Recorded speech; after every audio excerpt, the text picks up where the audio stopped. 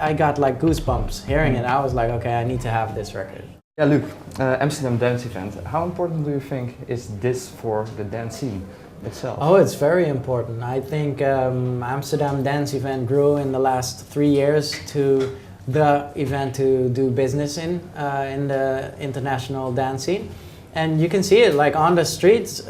If there would be a suicide truck driving around the canal here, they would instantly kill like the whole dance scene. Like everyone is here.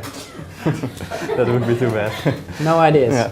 Yeah. Because before you started out being a DJ, can you remember who your example was? Oh yes, for sure. In DJing, I used to be a techno DJ. So my examples in actual DJing were Jeff Mills and Dave Clark because of their fabulous techniques, and yes, they were very technical. I grew up as a technical DJ as well. I still try to be, and yeah, they kind of drilled me into that. Yeah. At what age was that? When were you thinking about how I want to become a DJ? So I was always like this prodigy kid in the Amsterdam scene. This was like, wow, 14 years ago. So 14 years ago, I was 19. Yeah. Yeah. And can you remember the first DJ record that you ever bought? Oh yes. Was it also people like Dave Clark or? No, it was more like a UK rave scene track. It was Johnny L, Hurt You So. It's the first time I went into a record store and actually bought vinyl. Yeah. What was so interesting about that record? Can you remember that? I remember browsing with my best friend. We were both like 15 years old. Browsing through records and just trying to search for something we didn't know, because all these titles were unknown to us because we listened to like top 40 music. And then all of a sudden the clerk put on this vinyl, Johnny L, Hurt You So, and I got like goosebumps hearing it. I was like, okay, I need to have this record.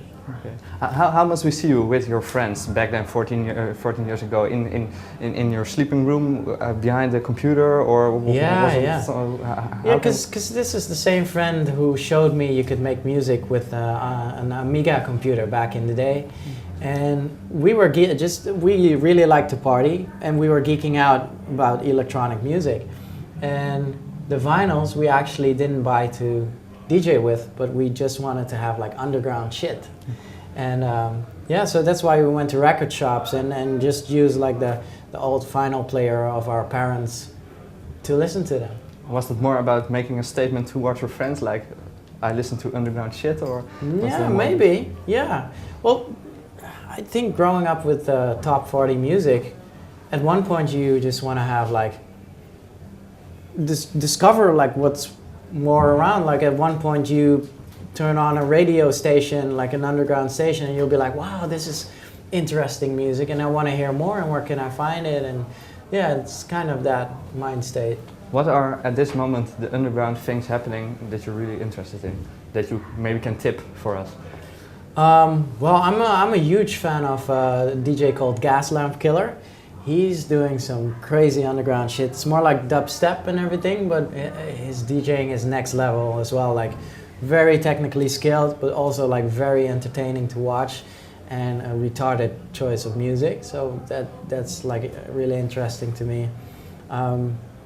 Other than that, it's quite hard.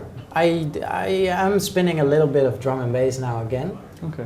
Very much a fan of Noisia. But I don't believe they're that underground anymore. But to me, that's like really underground sounding. Yeah.